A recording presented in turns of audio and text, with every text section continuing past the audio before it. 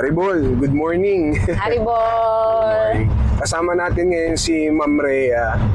Tapos, pinaunlakan niya tayo sa isang interview.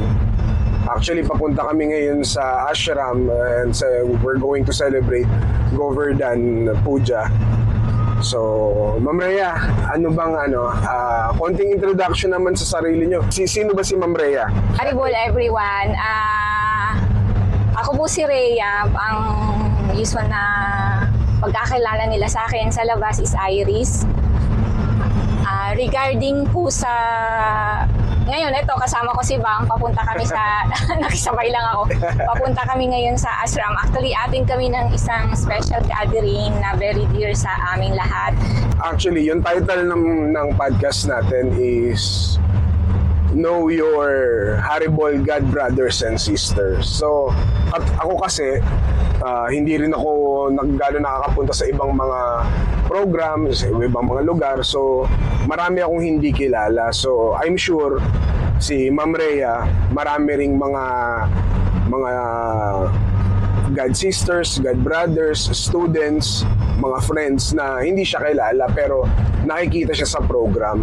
So, ang gusto ko sana yung podcast natin is parang makarating siya sa ibang mga group, sa ibang mga page, makita nila kung sino yung mga tao na nagwo-work under sa mission ni SP. So, and gusto ko rin na makarelate sila na parang baka nung time na ganito yung ginagawa nila, kaparehas mo. So, Ma'am Rhea, nung elementary, ano yung mga activities mo? Ano yung religious practice nyo sa family? Ano yung ginagawa mo nung parang overall nung elementary days mo? Okay. Nung elementary ako, since hindi pa naman ako nagpa-practice ng Haribol lifestyle, usual lang po, regular students pumapasok sa elementary. Tapos sa province kasi kami nakatira. So, province. Yes, tapos si mama at si papa parehong pumapasok sa work. Then kaming limang magkakapatid, pumapasok din kami. Actually, matagal ko bago na itong Haribol lifestyle. So, usual na childhood lang. Masaya, naglalaro in every Saturday and gumagawa rin ng mga usual na task. Pero pag Sunday nun, saan kayo nag-church? Okay. When it comes to parang Religious practice, ano po yung... Katoliko po kami. Every Sunday talaga, practice sa province namin na every Sunday kami nagsisimba. Tapos naabutan ko pa po yung at 6 o'clock ng gabi. Nagro-rosary, yung sabay-sabay No, nagpe-pray. yung merong yung kinakalimbang yung kampana. Wow. Yung every 6 o'clock yon, lahat sa town namin magkakalimbang yung kampana din. Angelos pa yon. Then naabutan ko rin po yung practice na every 7 o'clock nagro-rosary. Ano na yon, parang which is also nice kasi part ng regulation ng mga bata noon. So, religious, before you met the yoga philosophy or the Haribol philosophy, nasa pious na family ka na. Kumbaga, nagpa-practice, nagsisimba, and nagkakaroon. Yun nga, sabi mo, kada alas 6, kumbaga, merong prayer na ginagawa. So, ganun na yung lifestyle nun. Yes. So, ano yung main na activity ng elementary? Alam ko medyo bata pa yun, pero ano na yung hilig mo nun? Okay. Nung elementary, since grade 3 hanggang grade 6, into sports talaga ako. Naging into track and field. Track and field, actually, nung grade 6, nabigyan ako ng medal ng best girl athlete. Kasi napasama ako sa provincial meet. Parang buong province na ng lahat, iba't ibang klase ng tapos nag-inter-school, naglalaban kayo. Inter-town. Yun, nag-intertown. Hanggang sa makarating sa palarong pambansa. Tama hindi ba? Ang next sa provincial meet is palarong pambansa. Actually, hindi na ako nakakot. Provincial meet lang. Yun talaga. Yun. Ako, yes. May ganun din ako experience dati. So, nung pasok ng high school, ano naging activity ni Ma'am Rhea? Okay, nung high school naman, usual din, medyo busy sa mga yung organization ng school officer kasi ako ng batch namin. Tapos naging into sports pa rin until second year. Tapos yun, schooling lang. Actually, yung buhay sa province is very simple. Hindi pa nun uso yung gadgets. Wala pa actually wifi. Oo, wala pa siyang wifi. Tapos, hindi pa rin ganun kauso ang cellphone. Recently na lang naging may wifi, may everything. Pero noon, mas madaling mag-focus actually noon. Mas madaling mag-focus sa normal na buhay. Walang masyadong agitation. Yun. Saan po bang province nyo? Romblon? Yes, pero yung town namin is Banton. Isang small island siya sa Romblon. So may mga nakilala ka ng mga parang students na mga tiga Romblon din sila. They originated from Romblon sa community natin. Actually, sa community natin, sa Haribol namin, yes, actually, ang first na ang pagkakaalam ko, ang unang nag-chant sa community natin is sa mismo namin, sa town ng Banton. Tapos nung nag-meet daw sila ni ate doon sa Makati, nagkagulatan kasi parang first time na nakita ni ate, oops, Haribol ka rin. So actually si Uncle John Ferreira, anak ng ex-mayor namin ng Banton. So hello Uncle John. Yun, kamusta ka na po?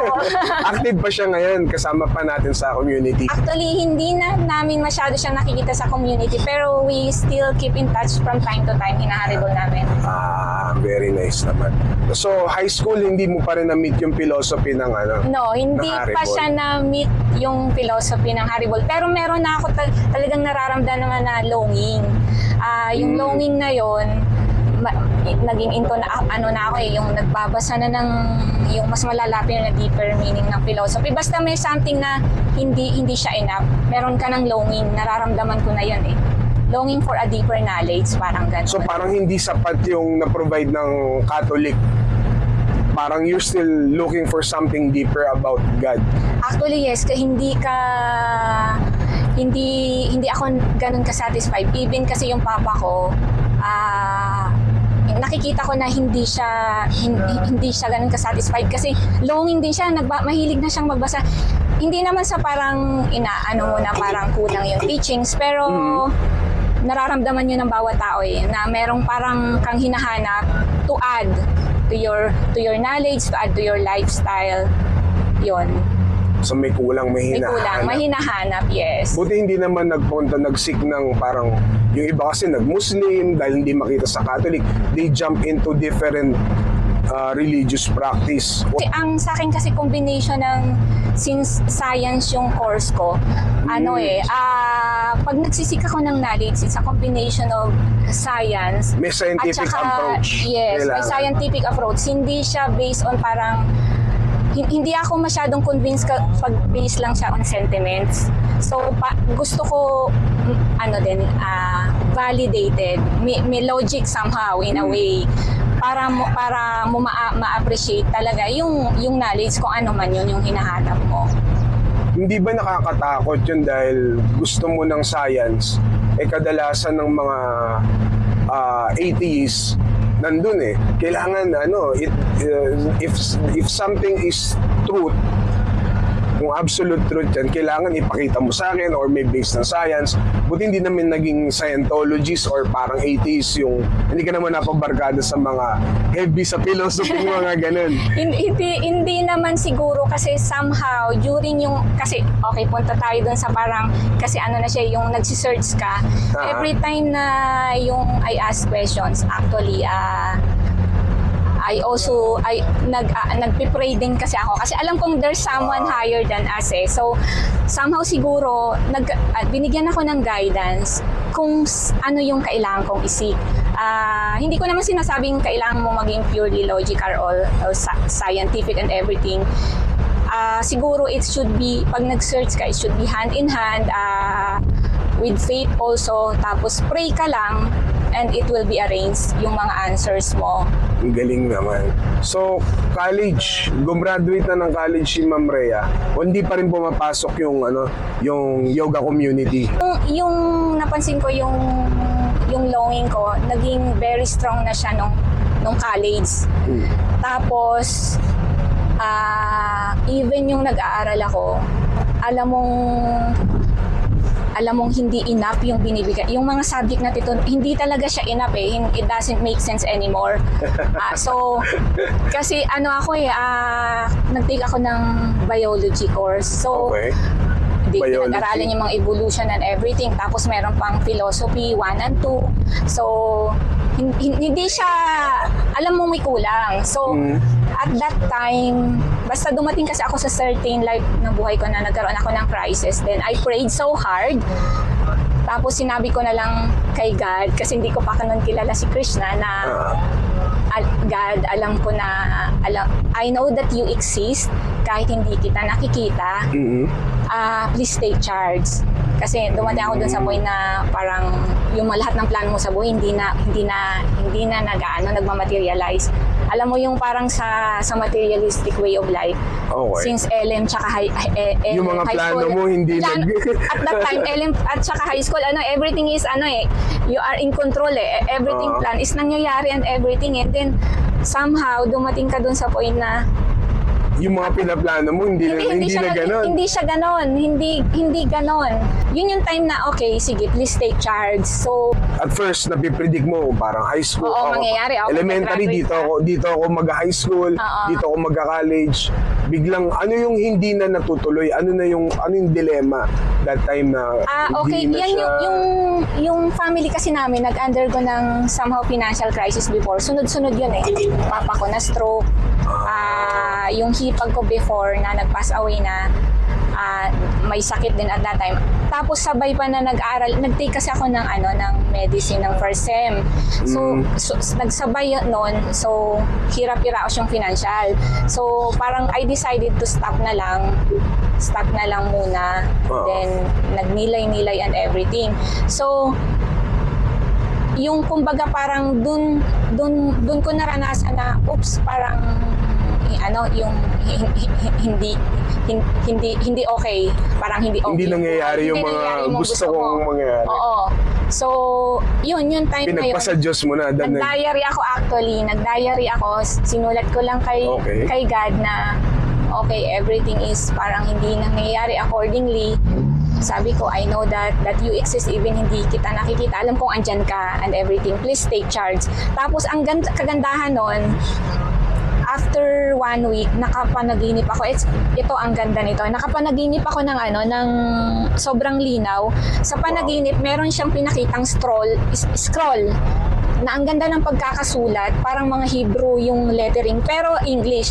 Ang sabi dun sa scroll, seek first the kingdom of God and all things shall be added unto you. Actually, hindi ko pa alam na na verse sa Bible. Hindi ko pa siya ganun ka familiar na verse sa Bible. Nalaman ko na lang siya nung one time nakapanood ako sa TV ng yung parang evangelical na channel. Okay. Tapos nag-flash doon yung seek first the kingdom of God and all things shall be added unto you.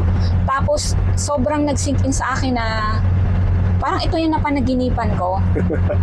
Tapos parang inaano ko na sa sarili kong parang it's an arrangement. Hindi ito basta by accident and everything. So, yun. Tapos after 2 weeks, nagkaroon na ng arrangement na kailangan kong samahan yung isang friend ko daw kayo magme-meditation class. Magme-meditation daw class sa UB. So, samahan ko lang daw. Bibigyan ako ng allowance. So, sinamahan ko naman sa iyo. Hindi ko alam kasi yun. Kay Ma'am Badyan pa siya nag-meditation class. 1. Ay, shout out kay Ma'am Badyan. Hello, Ma'am Badyan. Tapos, ang tawag dun sa, sabi lang ni Ma'am Badyan, since hindi ko naman familiar ang Haribol nun, andun ako sa likod, tapos sila lang nagkaklase. Sabi ni Ma'am Badyan, halika dito ka, upo ka. Kasi sinamahan ko yung nasamahan lang sa akin eh. So yun. So hindi ka umupo doon sa meditation class. Parang binabantayan mo lang yung nagsama sa'yo. Yes, sinamahan ko lang talaga siya. Tapos in-approach ka ni Ma'am Badyan. Sabi ka, halika, upo ka lang dito. Tapos, ang tawag nun, kahit pa nagme-meditation class 1, kahit nagkaklase nun si Ma'am Badyan, hindi ko actually naintindihan yung sinasabi niya. Later on ko na naintindihan everything. Yung sinasabing yung mind ay para daw yung TV na palipat-lipat, ganun. Sabi ko, walang nagsisink in sa akin. Then later on ka lang na-realize na yun nga yung na very covered tayo ng material coverings na even yung basic knowledge hindi nagsisink in. Sa UV ako nag-start, yun yung start. Ano nangyari dun sa friend mo na nagsama sa'yo dun sa meditation class? Ano na yung sumunod na parang na nagkaroon ka ulit ng contact sa yoga community natin?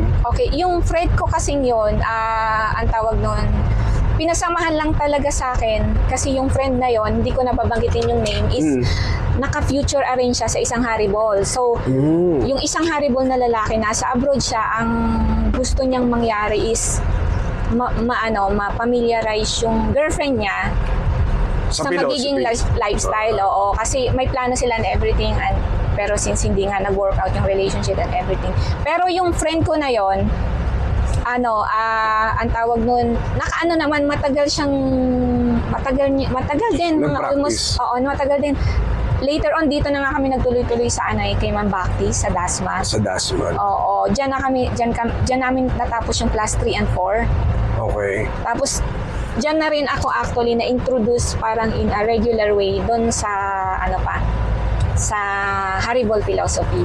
So ilang taong ka nung medyo na parang mukhang eto na dapat yung ito na yung hinahanap ko, na parang merong longingness at the first, tapos na-introduce ka dun sa lugar kung saan merong nagtuturo ng philosophy sa Haribol.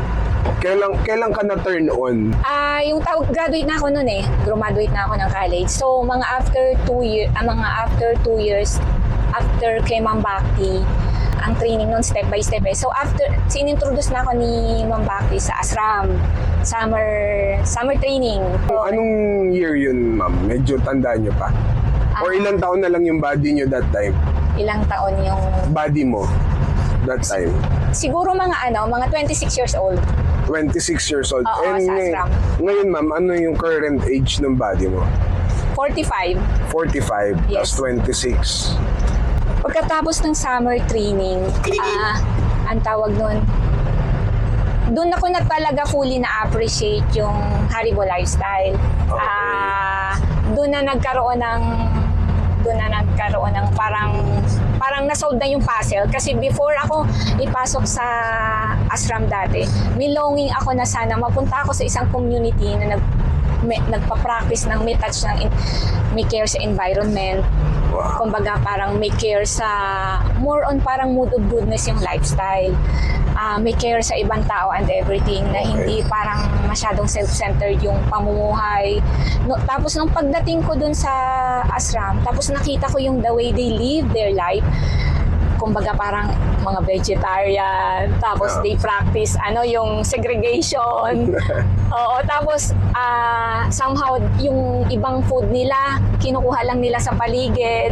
Alam mo yung touch ng province life ko? Na-appreciate, nakikita parang ko yun. nandun, nakita mo yung Oo. Tapos mas level up lang ng konti. Parang kumbaga, you can actually live life without harming the animals. Parang ganun. So, parang beyond the actions, there are explanation and there's a philosophy na cohesive and nagja-jive and kumbaga gusto mo yung tama sa yung philosophy na pinapaliwanag. Kumbaga may explanation bakit tayo vegetarian, bakit ganito. Hindi yung basta parang, ganito na tayo. Yes. Tapos parang it's very nice na kasi nung LM tsaka high school kasi, honestly, hindi naman, average yung buhay namin. Hindi ko masyadong naranasan yung hirap ng buhay. So parang tapos na ako doon. Tapos na ako sa comfort. Okay. Kumbaga, pagtapos ka na pala somehow sa comfort, parang hindi naman sawa, parang you're ready to somehow magsik ka na ng ng deeper knowledge. Yun yung parang kinagandahan sa akin na okay, na tayo, level up na ng konti, parang ganon. Ano yung pinaka memorable sa yung program na involve ka or kasama ka doon sa main crew na naggawa ng program? Ano yung program na pinaka memorable sa'yo? Actually, marami.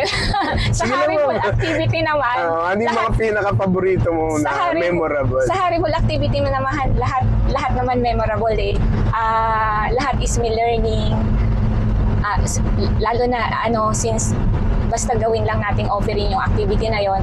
Pero siguro ang Yung ikaw naman kayo na nag-handle, mama. yung siguro sir, yung kina Sir Milo, yung event kina Sir Milo. Yun, yung ansaya nun pinost ko yun sa Facebook ko recently, tapos sabi nga ni Sir Ray. Bali, ano yung naging, ano yung program na yun kala Sir Milo? Parang...